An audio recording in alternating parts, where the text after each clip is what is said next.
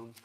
You know, it just occurred to me that when I was a kid, it would have been hard to do this even if we had this technology, because all of our clocks were different.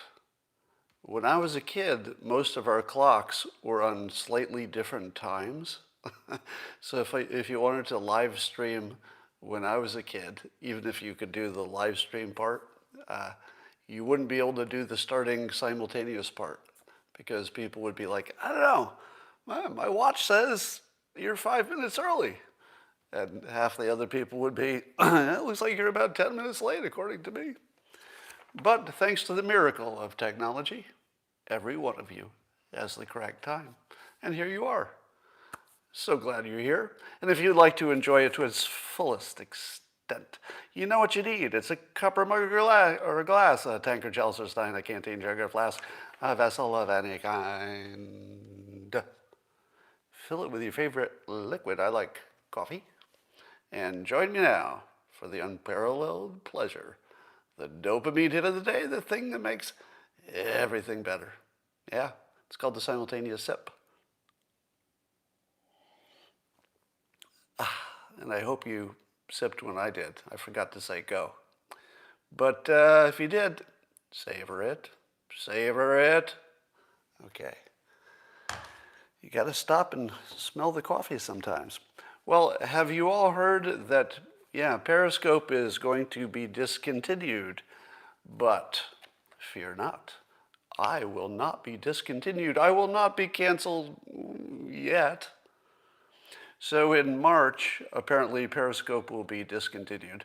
But you have the following options. Number one, there may or may not be, I do not know, a replacement.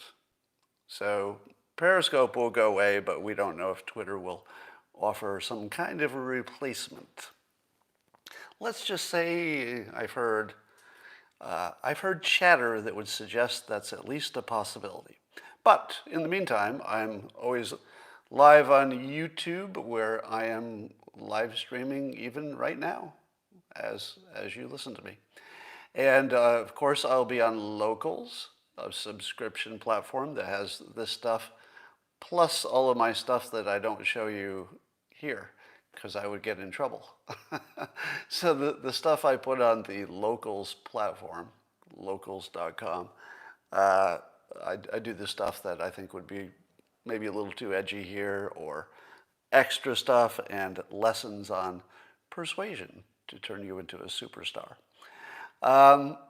So those are some options, and it's also available on podcasts if you want to listen to it. Hey, there's a bunch of good news on COVID. And also I'm live on Rumble as well. So I don't know if, I think we're updated on that. So Rumble as well, and also Rockafin. So any one of those, you can find it. Good news on COVID. You've heard this before, but it's going to a new level, which is dogs being trained to detect COVID by sniffing your armpit. Now, apparently you don't need the dog to actually get up in there. You can just take some kind of a towelette and swab your armpit, make it available to the dog, and the dog, they believe, the people studying this, and there are a number of pilot programs going on, but the people looking into it think the dog would be able to get up to between 75 and 100% effectiveness. Now imagine how quickly you could test if the dog could do it. Let's say you get off an airplane or something, and they want to test you when you reach the ground. Everybody gets a moist towelette. Everybody goes rant, rant, rant. Stand in line. The dog just walks down the line. Boom! The entire plane is cleared. It's pretty good. This is one of those weird situations where the least expected solution might be the one that is just the kill shot. Because if you can train dogs to do this, there's no technology that's going to come close. Because literally the dog can just walk through a whole crowd, as long as they've swabbed themselves and made it available, test the whole room, 10 minutes. So, and how long does it take to train a dog to detect a certain smell? I don't know the answer to that, but I'll bet it's not hard. I'll bet it's not the hardest thing you've ever trained a dog to do. So dogs might be our savior. There are a number of pilot programs going on and look kind of promising. Now, of course, the other big news is the vaccines being rolled out and all the conversation about who gets the vaccination first. And all that conversation has been kind of boring because everybody says the same thing. Let us discuss who should get the vaccines first. All right, I'll give you my novel opinion. You may not have heard this before, but I'm thinking people in rest homes and nursing homes and maybe frontline healthcare workers, just like 100% of the other people in the world. Why are we even talking about it? Does anyone disagree? Now, those are the easy ones, right? But there's also a big conversation about who should do it in front of the public. Because wouldn't you like to see Joe Biden get a vaccination in public? That would be good for, I think, confidence. And I think that's good too. And I'll tell you, in my opinion, I'm pretty sure the vaccine is going to be safe. But just in case, again, I'm really sure the vaccinations will be safe. But just in case, don't you think we should do Kamala before Joe Biden? Yeah, think about it. Think about it, just in case. But the other thing that you should not do when you're deciding who should be on TV getting the vaccination, you should not pick a cartoonist to go first. Let me tell you how that would go. Because I've thought, I'm a public figure. So as a public figure, I don't want to jump the line. And in fact, I'd like to go last if I could. But I thought, well, maybe I have some responsibility, right? To show the public, that I'm willing to get the vaccination. But I'm really the wrong person to do it on TV or any kind of a live stream because I'm pretty sure I know how I would play it. And it would be like this. I'd be like, okay, give it to me. And I always look away. I don't like to look. I don't mind getting shots, actually. I just don't like looking at it. So I look away, and there'd be a little pinch. They'd be like, you're going to feel a little pinch. And I'd be like, tsk. And I'd be like, oh, you're done? Well, that's not bad. I really thought it was going to be more than that. It's a little bit, there's just like a little bit of a, you can feel it. I mean, you can feel that I got the vaccination, but I've been hearing people say it was getting really stiff and stuff. Well, actually, I can feel a little stiffness coming. Yeah, a little bit coming.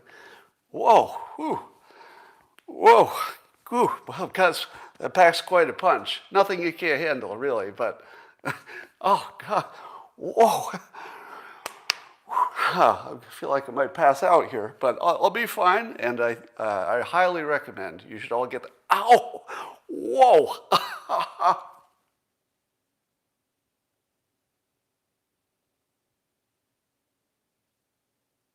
For those of you listening on podcast, what you missed was a hilarious impression of me becoming frozen. Now, I will say again, I will get the vaccination. I'm sure the vaccination is safe. If you didn't hear the story of how the vaccination process got sped up by Trump, it's really interesting. So here's a little tidbit that I heard just yesterday listening to the news, which was that the normal process, if they do a big study, is that the FDA, I think it's the FDA, and whoever they work with, looks at the data for something like 6 months. I did not misspeak.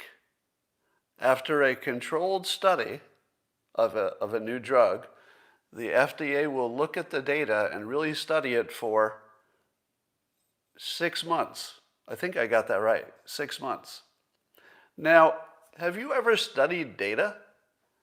I've studied data. I've done it for a living.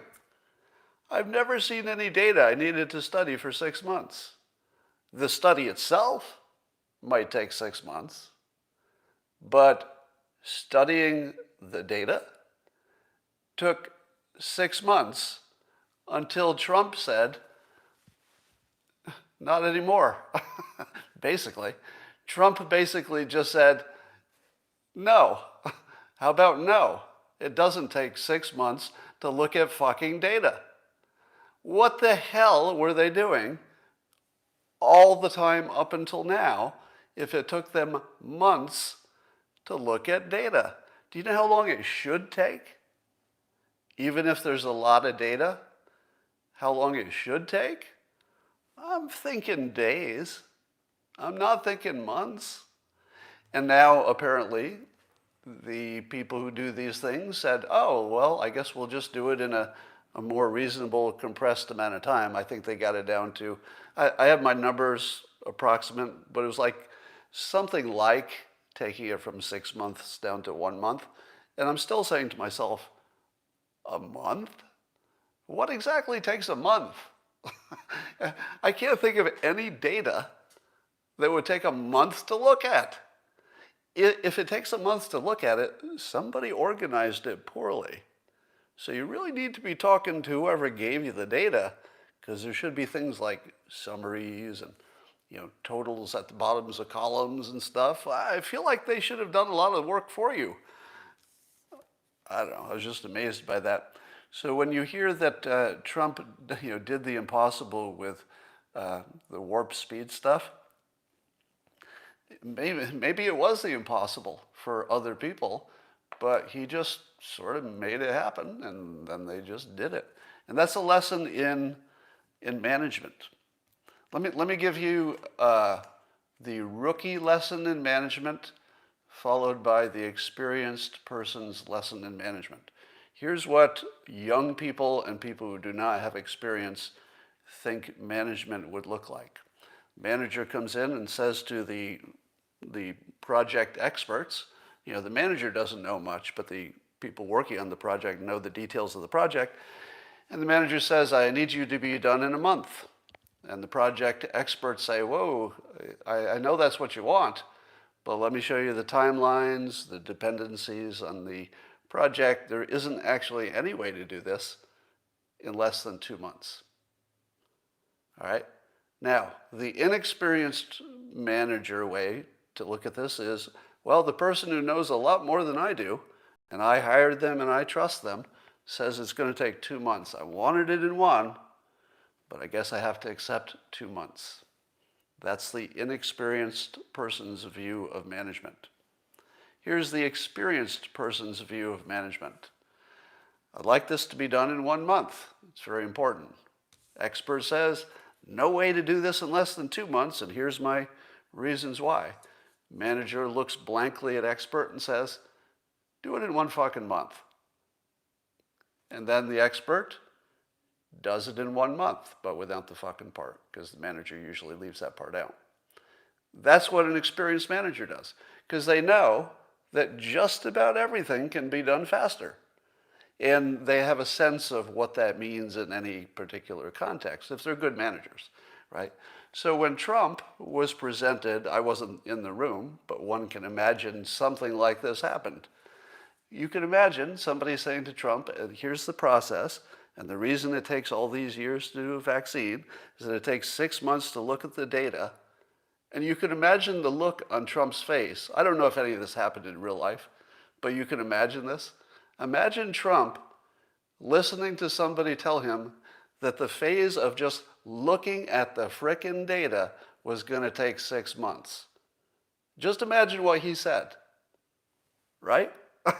I'll tell you what he didn't say. Well, you're the experts. I guess it takes 6 months to look at data. No. Maybe Biden would do that, because Biden says listen to the experts, right? Maybe he would have said, what can you do? Every single expert just said 6 months. If that's what it takes to look at data, and nobody's telling me it could be done faster. What are you going to do? But I think Trump, like an experienced manager, and exactly what I would have said had I been president in the room, I would have said, stop, hold on. I'm going to need a little more explanation about this 6 months to look at data, because you're not producing the data, you're just looking at it.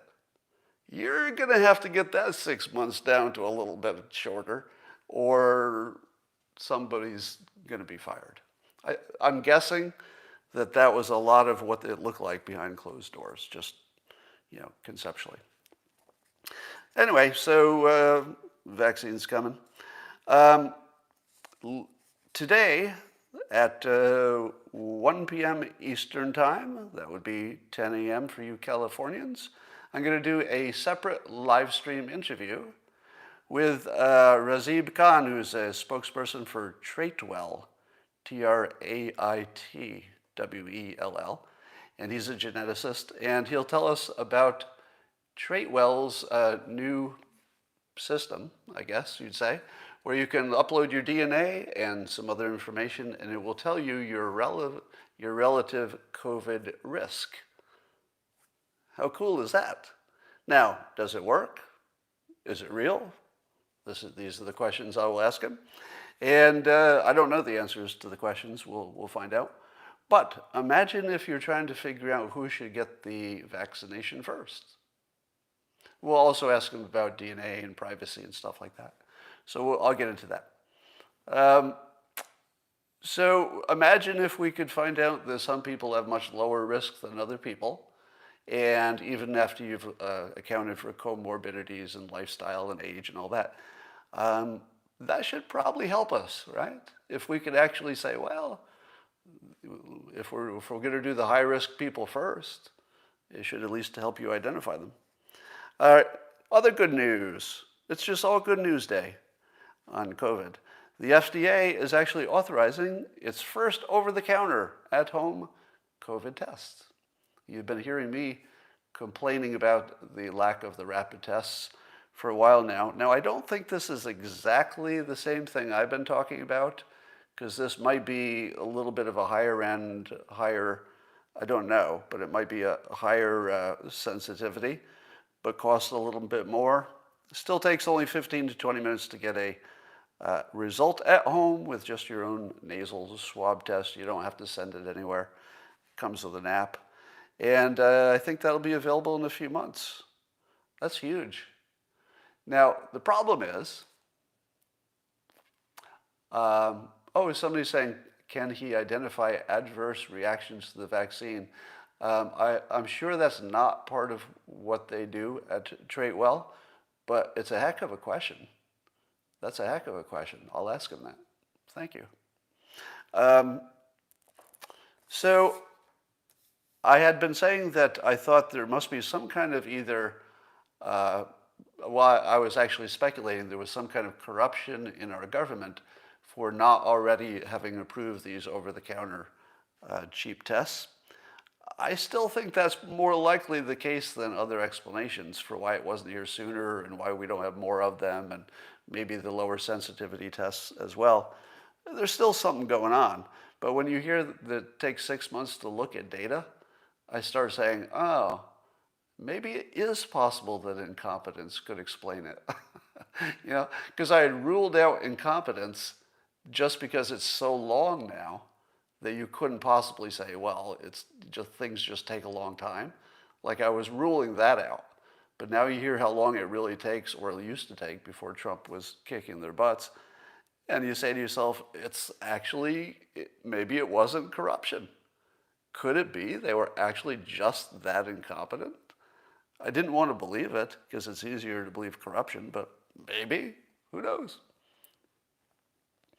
Other good news, COVID-wise, is that Mitch McConnell says that the top leaders in Congress are going to stay behind and not go home from Washington over the holidays until they get an agreement. So he's talking about the funding for COVID relief in a variety of ways. But if the rest of Congress goes home, does it matter that the leadership makes an agreement? Because they can't vote on it because everybody went home. So isn't it really just an agreement to see if they can agree among themselves so then they can go home? But when Congress comes back, the rest of Congress might not agree. So it looks like just a clever way to go home for Christmas without an agreement, or at least without any legislation. So the whole thing looks like bullshit to me. But, at least they know the optics look bad if they all go home. So that's something.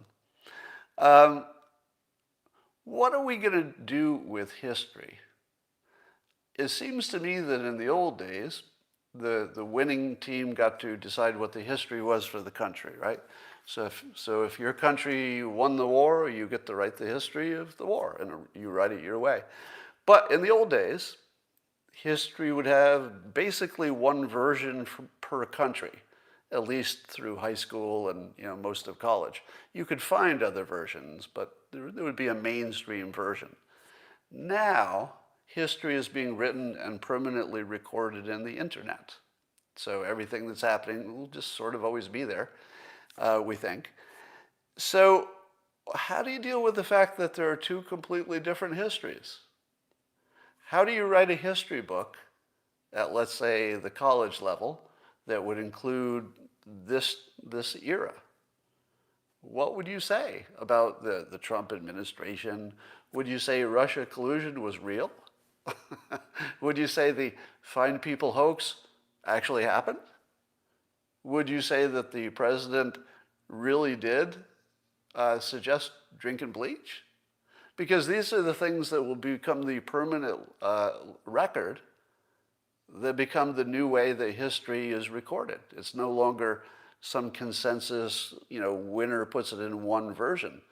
Literally, what do you do when you don't have one history anymore? There will be at least two histories, minimum. You argue lots of them. But I'm thinking that, well, let me put it in concrete terms. Imagine if history simply followed CNN's reporting, right? Imagine if they just didn't vary from whatever CNN reported, and we would allow that if CNN ever, corrected anything, that the correction would stand. But basically, the CNN's version of the world, suppose you just took that and put it in a history class or textbook and said, here's your history. It was in the news, and the New York Times agreed with them, and the Washington Post agreed with them. There's your news. Yeah, think about it. Would that be an actual history? That's scary. I don't even know what they will teach in school. Actually, literally, I don't know how they would teach it, because who would agree what the real history was? So here's what I'm thinking is our current situation.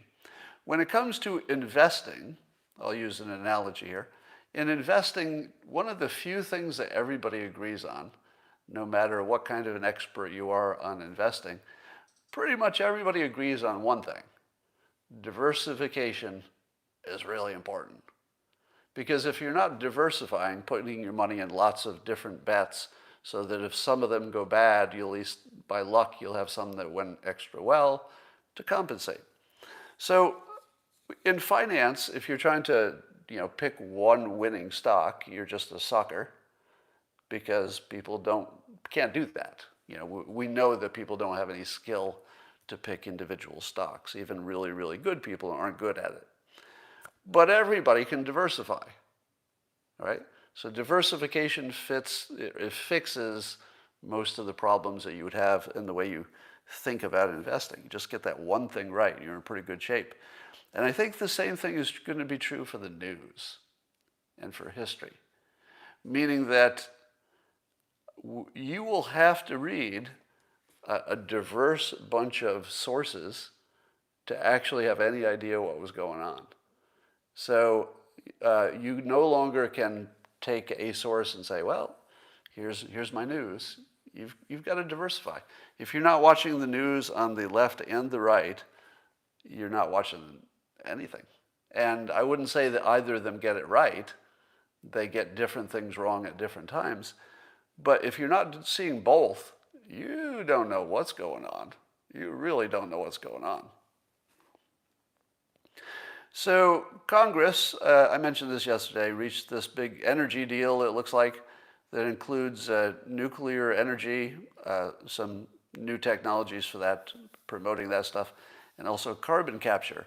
Now, every person who's, let's say, in the middle, the political middle, thinks these are good ideas. I'm exaggerating a little bit, but I would say that people in the middle, whether they're Democrats or Republicans, if they're in the middle, they probably like nuclear energy. Now, on the right, they might like nuclear energy all the way from left to right, but pretty much it's a good middle position, nuclear power. No matter what you think of climate change, you still probably think nuclear energy is required. And carbon capture, I don't think anybody disagrees with it. If some company wants to capture the carbon out of the air, which is a thing, and turn it into commercial products, why not? How could that be a bad idea? So here's my point that I'm working toward. I feel as if we get lost in what Greg Gutfeld often refers to as this prison of two ideas, that you've either got your Republican or you've got your Democrat, you've got your lefties or your righties, and your government is going to be one of those two things. Or if you're lucky, it could be deadlocked. But I think there might be something that's even better than that, which is alternating Trump-like presidents with Biden-like presidents. In other words, the best situation might be not a Trump-like candidate forever and not a Biden-like candidate forever. It might be, and I would make a strong argument for this actually, and I'm going to right now, that your best situation is to alternate. And the reason is that they have different skills and there are some problems that some of them can solve, the other cannot. So let me give you an example of some things that I think Trump was uniquely qualified for. And if he hadn't done what he had done, much of it will be lasting, I think. If he had not done those things, another president, I don't think, could have done these things. But I'm going to tell you that also there might be some things that Biden can get done that you would want to get done, things that you would want that even Trump couldn't get done because he was, sort of polarizing, to say the least. So here are things that Trump probably did that are close to impossible. So the Middle East peace deals, making North Korea sort of a little buddy that doesn't bother us too much, Project Warp Speed, incredible success, decoupling from China. I don't think you would have seen that from really anybody else. I don't think anybody would have been as effective with ISIS, and we haven't had much terrorism problems, have we? I don't think anybody would have done as good a job with Iran, if you think that that approach to it was the right way to go, to put them in a position where they'll have to negotiate, which is about where they are now. Trump got not just good employment, he had record low unemployment. I don't know if another president could have done that. He did the NAFTA deals, he's done other trade deals that probably wouldn't have happened. He broke records for appointing judges. If you like that kind of judge, probably you needed Trump to have. If Trump had not gotten elected against all odds, all of those positions would have gone the other way. And that's a pretty big deal if you like that kind of judge. And I would argue that even Trump's wall design for the wall with the border of Mexico, that even if Biden says he doesn't like it and doesn't want to build a wall, he's a little bit stuck. And here's why.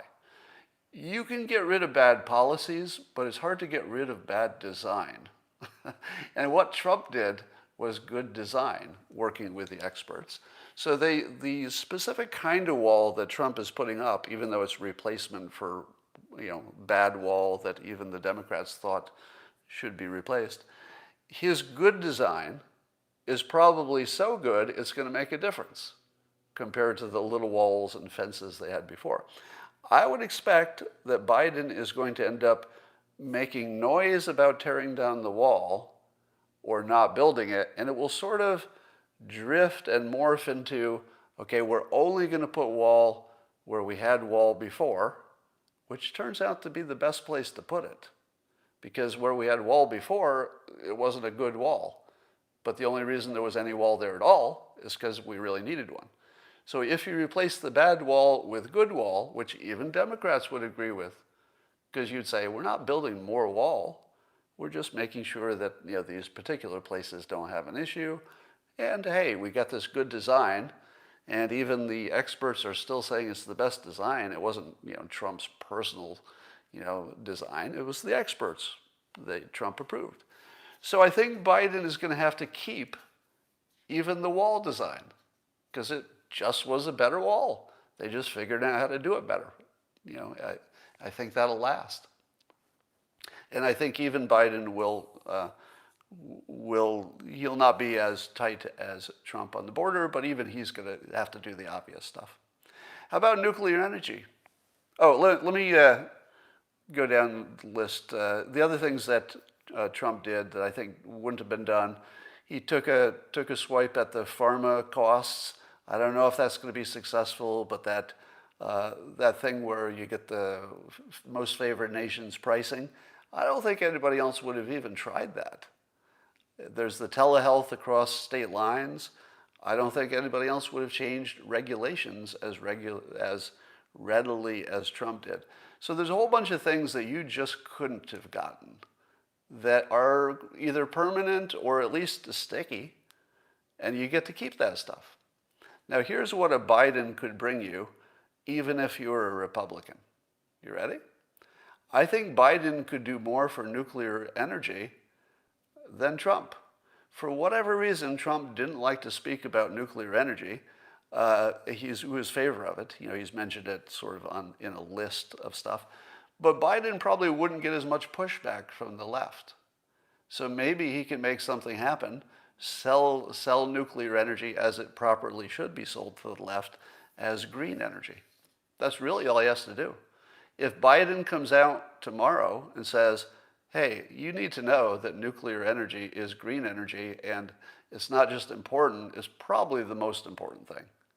If Biden said that out loud, suddenly, you could have a pretty more robust nuclear energy thing. He might do something with healthcare if he's a little less polarizing. Maybe he'll get something done with transportation. Maybe he can do more to tamp down BLM and Antifa, who are really just they felt like a Trump response. So there might be a bunch of stuff you don't like about Biden, and I'm not going to argue that. There was also a bunch of stuff you probably didn't like about Trump, even if you supported him.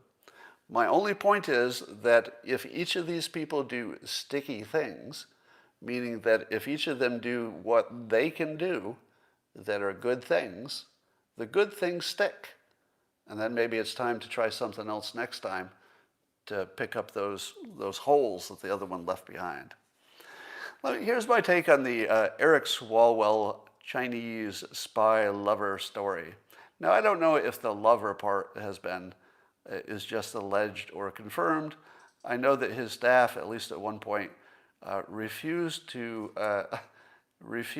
deny that they were intimately involved, which doesn't mean they were. It just means that I guess you have to just say that's part of the story. I don't like to say that about anybody, unless I saw it with my own eyes, and I wouldn't want to see it with my own eyes, but it's just part of the story.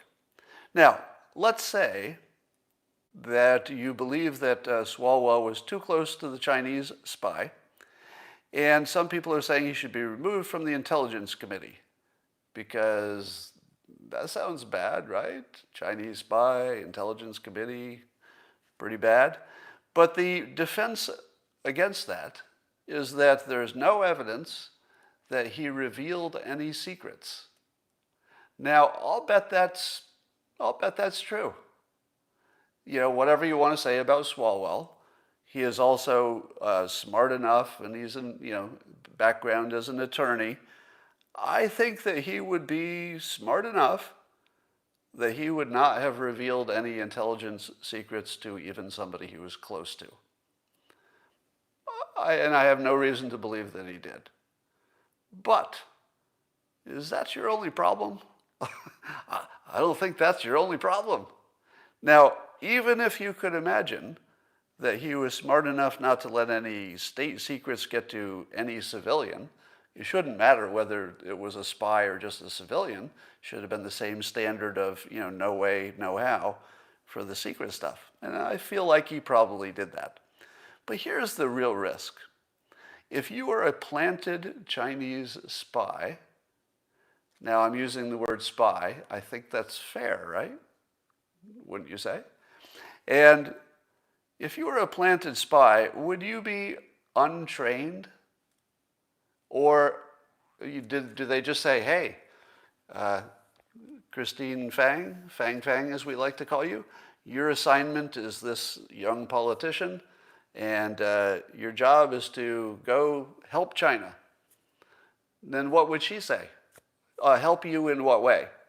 Well, you're going to go do things with Swalwell and get close to him and see what you can do. And then she would say, see what I can do in what way? Could you be more specific? Am I stealing secrets? What am I doing? Well, yes, if you get an opportunity to find out any secrets, that's part of it. But here's the part the news leaves out. Don't you think she was trained to persuade? She's not just a receiver, right? If you're going to go through all the trouble to plant Chinese spies all around the world in key positions, are you going to send them there untrained? You're not going to send her there untrained. Now, let me give you a full scary thought. Now, since I don't know if she is trained or trained in what way, this is all speculation.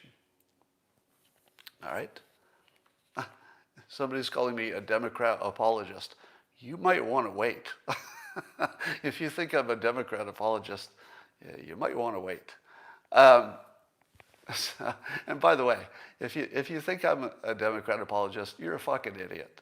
And you shouldn't be watching this live stream. You should really find some other content that's less challenging. Because that's not what I do here. It's not my job to be an apologist for anybody. And anybody who's been around long enough knows I will take any position that seems reasonable, no matter where that is. I don't need to be anybody's fucking apologist. So just go away, go watch some other content that's more to your liking. So here's my take on Swalwell. If you really want to be frightened of what's the worst case scenario, imagine if Fang had my skill, just for persuasion. Now, I don't mean just, me specifically, but anybody who was trained the way I was, or indeed anybody who's even read my books. Would you want a Chinese spy be getting close to one of our politicians who had read any of my books? Right? It's kind of dangerous. So what do we know Swalwell was doing? At least at one point, he was selling the idea that there was Russia collusion. And you know how I'm always surprised when I find out that Democrats believe what they're saying? Imagine, if you will, that the reason that Swalwell was so convinced there was Russia collusion is that maybe that had been suggested to him by somebody who was really, really well trained as suggesting things. Think about it. We just went through years of this pissant, Eric Swalwell, looking the public straight in the eye and telling us he was pretty sure this was all Russia collusion. What if he fucking believed it? Now, was there any point when you thought he actually believed it? Because you say to yourself, they don't believe that. It's just something they're saying, right? He might have believed it. He might still believe it. Because if you spend enough time with somebody who is trained as well as, let's say, I am, just as an example. I'm not like the world's greatest persuader, I just am trained. If you spend enough time with somebody who's trained, you will believe anything. There's almost no limit to what a trained persuader could make a Swalwell believe. You want to even be more afraid? Here it goes. 20% of all people, politicians, smart people, dumb people, educated people, uneducated people, people in all countries, about 20% can be convinced of anything. They can be convinced there's something in the room that isn't even there. They can be convinced that it's cold when it's hot. They can be convinced of anything by a trained hypnotist. Now, could China detect who are in the 20%? I don't know, but probably. I don't know, but probably. In other words, there's probably some signal that even hypnotists haven't figured out, by the way. Even a trained hypnotist can't reliably know who's going to be in that 20% short of actually trying it out. It's very misleading. You think you would, because your common sense says, well, it's going to be the people that you imagine have weak minds, but it isn't. There's no correlation with intelligence, education, gullibility. There's just no correlation with anything. And hypnotists know that. They know there's no correlation. But suppose you had massive amounts of data and you could study what influenced some people, and then you could find out what signals they give off in advance that would tell you that they're the type of people who could be signaled. For example, suppose you did a mass Chinese experiment on your own public and you tried to influence people to believe something ridiculous, but not harmful, because you're just testing. It's ridiculous, but not harmful. Then you find out who believed it, and you figure out what is it about these people who believe the most ridiculous stories. What signal do they give off in other realms, the way they talk, some experience they've had. If China has looked for that, they may have found it. I'd love to know what they found, because if a hypnotist ever learned that, you'd be in real trouble. Because if they found some signal or some tell where I could just learn it and learn who the 20% are just, by observing the public, I would rule the world. I don't even think that's an exaggeration. As long as imagine I'm the only one who knew the secret. If I could tell who the 20% were, I could form an army, I could rule the world. That's how powerful this stuff is. Now, if Swalwell was in the 80% and Fang Fang did not have any special training, it's still super dangerous. But there is a possibility that she had some serious training, and it is a possibility he's in the 20%. And if he's not, they've got a lot of agents in a lot of places. Do you know how many times they got the 20% by luck? 20%. Yeah, 20% of all of those Chinese agents are with somebody who can be convinced of anything. And then they will be running our government, completely unaware that they did not make up their own opinions. And did the news cover this story, which I would consider one of the biggest potential holes in security I've ever seen in my life? And there have been some big ones. CBS gave it 0 minutes, NBC 0 minutes, ABC 2 minutes, MSNBC 0 minutes, CNN 3 minutes. So there you go. Joe Biden, back in 2007, there's a clip of him on the internet. And this is like one of the great historical clip finds of all time. You love going back and finding that hypocritical statement. But this one goes way beyond hypocritical. There are some things that are just hypocritical, but listen to this and tell me if hypocritical captures it. Because I think it's hypocritical plus.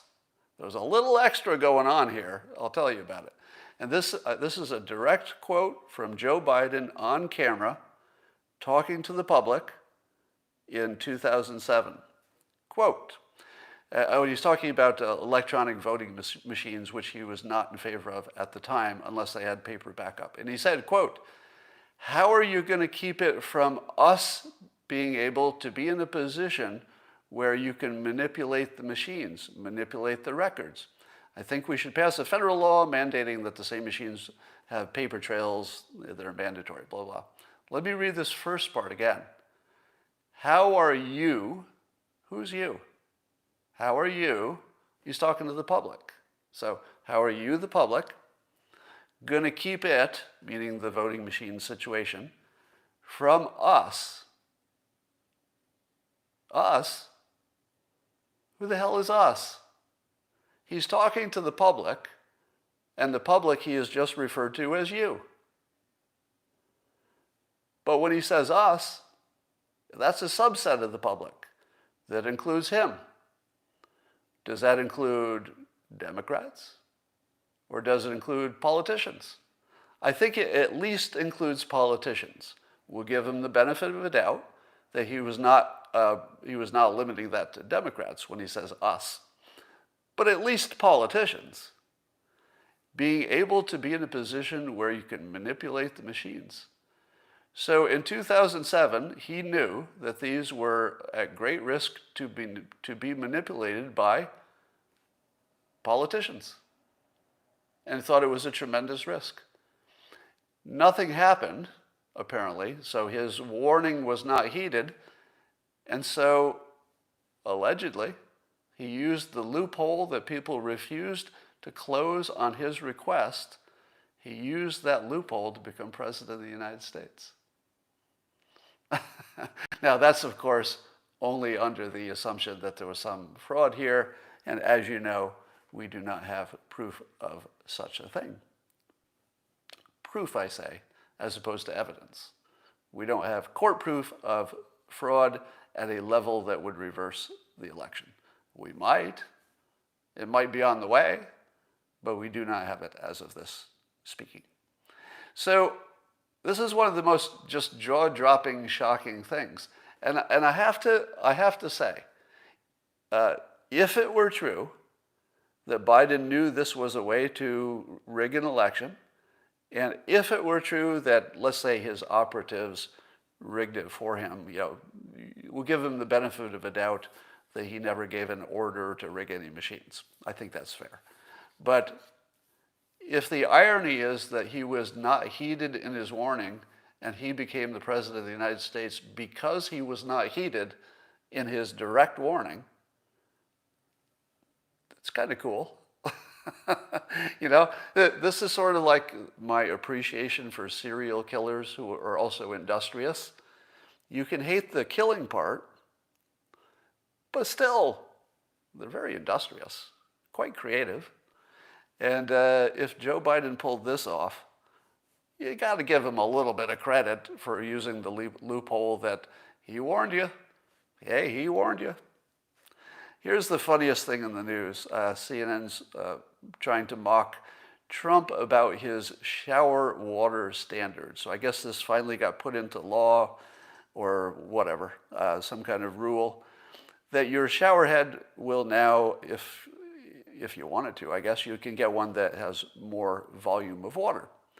But here's the funny part. CNN reports things that Trump says at his rallies without adding the context that when he's giving a rally talk, he's there for entertainment.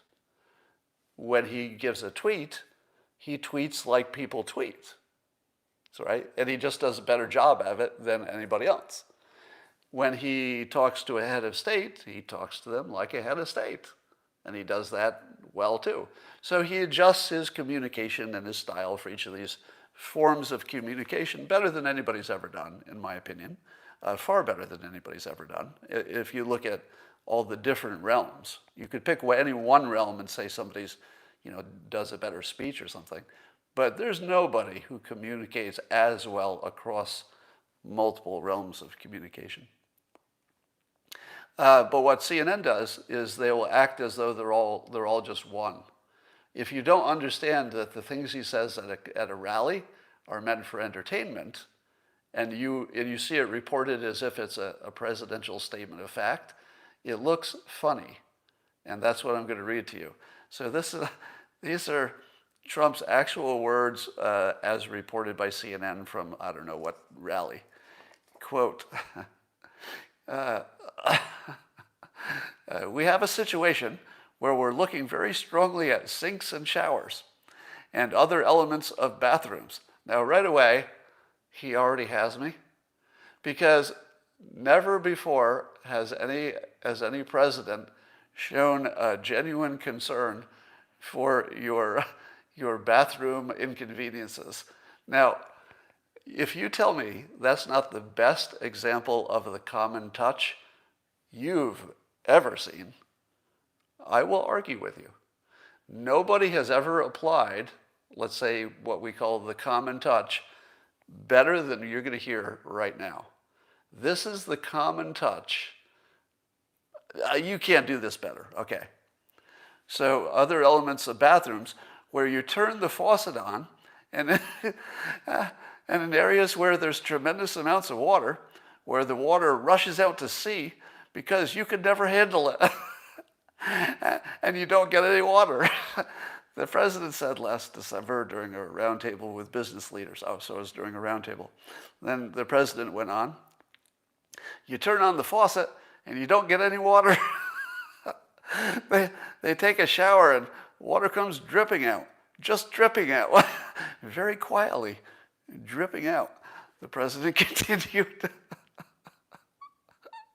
lowering his voice as he spoke about the drips.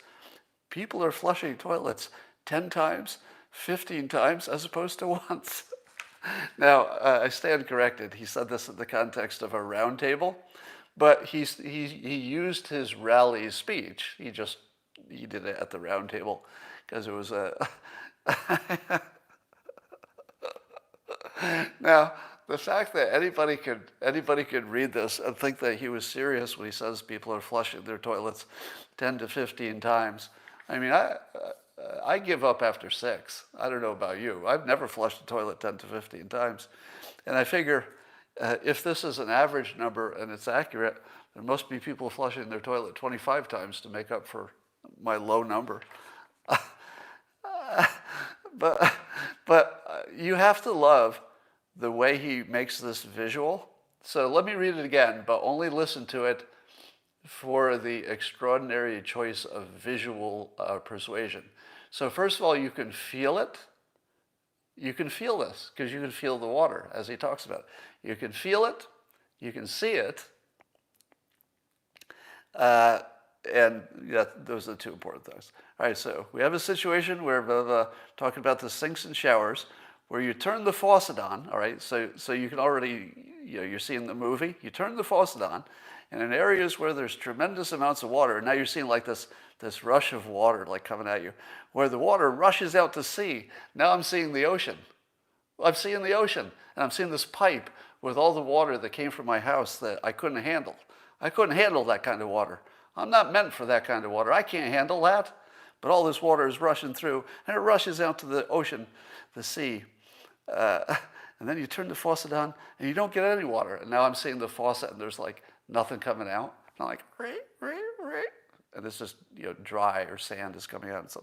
And it's just dripping out, very quietly dripping out. It's not just dripping out. It's dripping out so slowly that the drip is quiet. You can't even hear the drip. It is such a silent drip. Now you see the drip, right? You see it. Now you hear the drip. You hear the frickin' drip. It's quiet. Drip, drip, drip. It's not one of these drip, drip, drip things. The president is very clear on this. And it's not a big drip. It's a low drip. They're so bad. All your water, it's rushing out to sea. It's rushing out to sea, and all you get is and you're flushing your toilet, you're like, flushing and flushing. And the flushing the toilet 10 times to 15 times, it's like a little movie within a movie, because you put yourself right in that scene, and you're standing in front of your toilet, and you're like, nope, nope, that's 11. I think 4 or 5 more times might get it. Nope. Anyway, This is some of the best communication the world has ever seen. And when I tell you that Trump will be appreciated more every year after his term or terms, however many there end up being, I am really serious about that. I'm as confident as I could be that as the noise and the fog clears, and you just see the things he pulled off, the things he did that other people can't do, won't do, have never done, and will never do again, it is truly extraordinary. Even if you allow every criticism to be true, the things that he did are just simply extraordinary. Here's big news. I guess this was news from June, but I didn't see it until recently. 66 million years ago, an ancient marine reptile that they think was a mosasaur, which is a really big dinosaur, I guess, crawled out of the water and left a football-sized egg in Antarctica, which has been discovered. So scientists have in their possession a dinosaur egg from an extinct giant marine reptile. Now,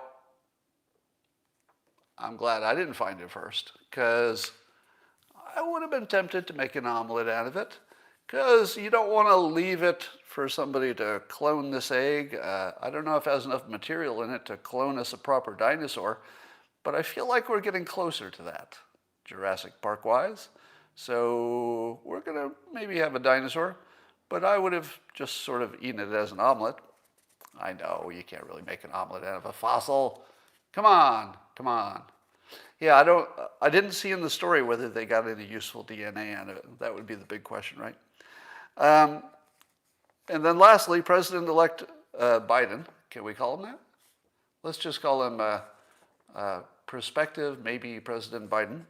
Probable President Biden. He picked for his Department of Energy former Governor Jennifer Granholm. Now here's the fun part of the story. I've seen Jennifer Granholm as a pundit on CNN, I think just CNN, lots and lots of times. I didn't know she was a governor. So I knew she had some role that made her a capable pundit, but I didn't know she was governor. I only just knew her from lots of appearances on CNN. But here's the funny part. While I often disagree with people on CNN, I don't often think they're batshit crazy. So for example, if I see, Jake Tapper say something, I might disagree with it, but I don't think he's batshit crazy. He seems completely sane.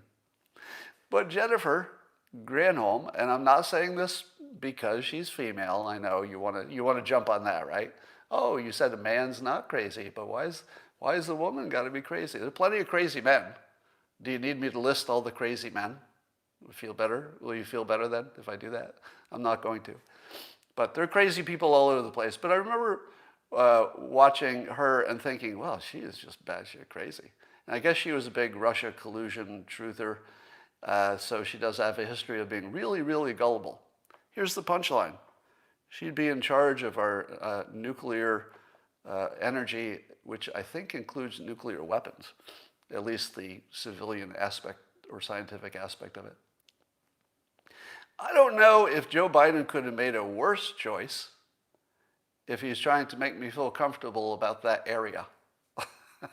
I actually can't think of anybody who would make me feel less confident that a serious people. I mean, really, you can name a lot of people, even people that you're annoyed by, who are, let's say on CNN, but they don't look crazy. Don Lemon doesn't look crazy. I mean, unless you count a little bit of TDS. But I don't know. I think that's a sketchy choice there. Bye-bye fracking, maybe. We'll see. I think even fracking is going to be too sticky. The problem, like I said before, and it applies to a lot of different areas, there are a whole bunch of things that Trump did that even if you wanted to reverse them, they're really sticky. Take North Korea. What will Joe Biden do with North Korea? I don't know if he'll have a meeting with Kim Jong-un, but he's probably not going to want to modify the current situation too much, right? It's sort of sticky the way it is. So Adam Schiff looks psychotic.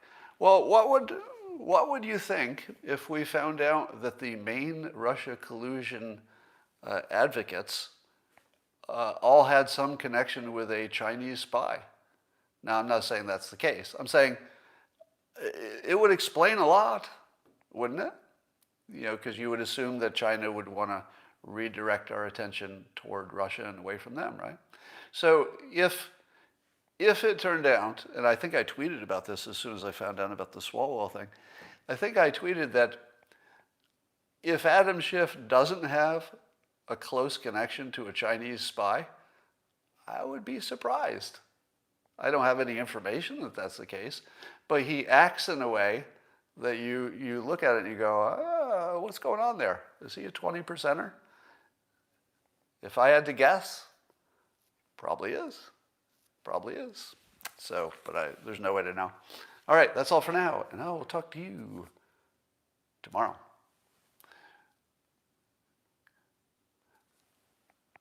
All right, Periscope is off. You YouTubers, still here for now. Yeah. All right, do you have any questions for me? Am I happier today? Well, I'm really stoned right now, so that really worked. People usually think I'm high when I do my morning periscopes, but I assure you that except for today, that has not been the case. All right, thank you. That is all for now. Oh yes, and season 5 of The Expanse. Thanks for reminding me. Season 5 of The Expanse is on tonight, and I will be watching that. Thoughts on dueling electors? Well, you know, I guess technically Trump still has some whiff of a chance, but I don't think having a path to victory makes any difference at this point, because I think the system has decided that it doesn't matter if he has a path or not. Doesn't matter if the election was thrown, doesn't matter how much fraud they find. At this point, I think it's just too late. All right, that's all for now, and I'll talk to you later.